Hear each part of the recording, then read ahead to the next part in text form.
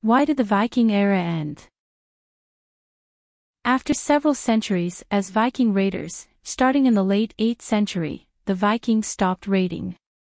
Most historians say that the last event of the Viking Age was the Battle of Stamford Bridge in 1066, where Harald Hardrade was defeated. But why did the Viking Age end, and what was the most important reasons for this? What really happened? This is History with Magnus. Before I move on, I would like to emphasize that there were Viking raids after 1066, both in England and Ireland, but also other places. The Norwegian king Sigurd Jorsalfar, who died as late as 1130 AD, also went on raids in Europe, but this was as a Christian crusader, so you could say that this disqualifies him as a Viking raider. But his raids were very similar to what the Vikings did, both in the equipment they used, and also the way the raids were done. But this time it was in the name of God, not in the name of Odin and the other Norse gods.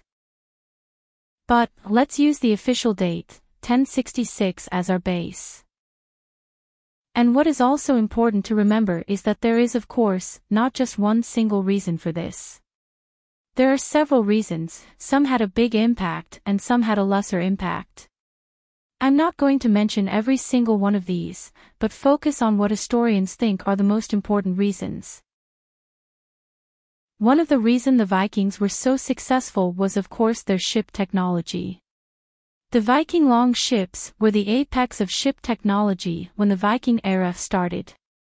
The longships were fast, could sail in almost any wind direction because of their sail, they could also row when there were no wind, and of course they could sail up rivers. There were no ships that could match them at that time. This gave the Vikings a reach to places where ships normally could not go and therefore also gave the Vikings the vital element of surprise. When an army of longships suddenly appeared, the people they targeted didn't have time to get their defenses and units together before it was too late. By the time they could muster their forces, the Vikings were long gone. But, in the 11th century, this changed. An important factor was that there had been a major change in shipbuilding technology. With the cog, the new ship eclipsing the Viking longships, as the most state-of-the-art ship of the time. The Viking ships did not rule the waves anymore, they had been surpassed in technology. Another important factor was that the Viking raids were no longer a surprise as it had been before.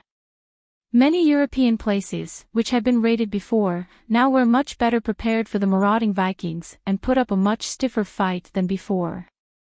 England, Francia, and the other states the Vikings targeted, got their shit together, and actively engaged in centralized, effective anti-Viking measures, such as the system of fortified towns in Anglo-Saxon England, and the fortified river bridges and mobile response units in the Frankish Empire.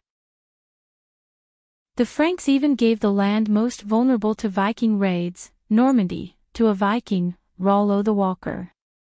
Rollo, or Ganj Rolf in Norwegian, and his descendants successfully protected Francia and Paris from more devastating raids from the Vikings. Rollo's descendant, William the Bastard, or William the Conqueror as he preferred to be called himself, later conquered England and are therefore the supposed forefathers of many European royal houses today. I made a video about that, go watch that after you finish this. The Vikings were also defeated militarily in Ireland and England. Here too, the centralization of power in fewer hands, a better equipped and organized army, plus fortifications, helped to stop the Viking raids, making it too costly and risky for the Vikings to raid, thus making the Vikings no longer think of them as attractive targets. Another factor is that the kingdoms of Sweden, Denmark and Norway formed as new countries, and were no longer divided between petty jarls who fought each other and raided for gold and glory. It became more important to the kings to consolidate their power at home and fighting off potential usurpers. They also developed an economic monetary system, creating a much more stable, richer and controlled economy.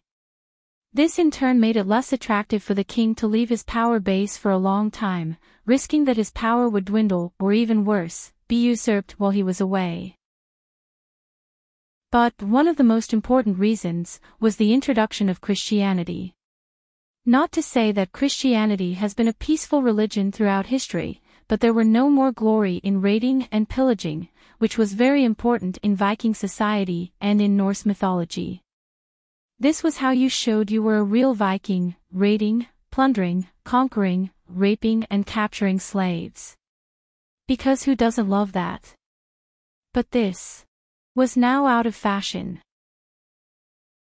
There was of course glory in killing heathens in the name of God, as we know the Crusaders so very willingly did later, but now, everyone around them were Christians. And it wasn't fashionable to kill other Christians at that time, but as we know, this would of course be a thing later. Nobody expects the Spanish Inquisition! Once Christendom was established, the practice of Viking slavery lessened, and was eventually outlawed. Slavery had been one of the primary economic incentives of the Vikings, making these raids. When this no longer was an option for the Vikings, it removed a big economic part of the raids they had been on, making it less attractive to go on raids. But, with Christianity, a new form of slavery became the dominant factor in Europe, namely feudalism. Many people now no longer had their own farm. These had been confiscated, partly by the church, who soon became one of the biggest landowners in Europe, but also by the new Christian landlords. And feudalism is basically just a nice word for slavery. People were bound to a farm they rented from the landlord or the church. Here they had to work for more than 12 hours a day, 5 to 6 days a week, on the landowner's farm and got only 1 or 2 days to work on their so-called rented farm. They were bound to the land for life and could not leave or move to another place without the landowner's permission. And this is what is called a serf. And the word serf is just a polished name for a slave.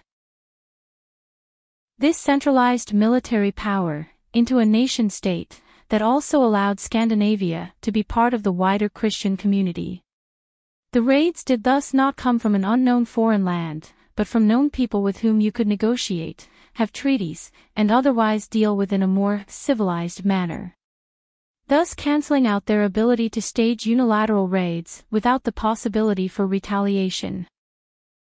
Scandinavian culture became more Christian and their leaders started to focus on crusades, and by the end of the 12th century, Viking raids became a thing of the past. Christianity tightened its grip on the Nordic countries and would soon redesign the power structure in such a way that it gave the church more power than the kings who sat on the throne had. The Viking ship technology had been surpassed by new and better ships, namely the cog. The element of surprise and the Vikings attacked were also lost, because the places they raided now knew what was coming and were much better prepared. They had created effective anti-Viking measures, with fortified towns and fortified river bridges and mobile response units. It also became more important for the rulers to consolidate power at home, rather than go out to raid. And when Christianity and the Church took hold in the Nordic countries, it changed Viking society in such a big way, that the Viking way of life was doomed. There were no more glory in the raids, and large parts of the economic incentive in slavery were also removed, making raiding even less attractive. If you liked this presentation, please like, subscribe and share this video. And I hope to see you in the next one. Skål!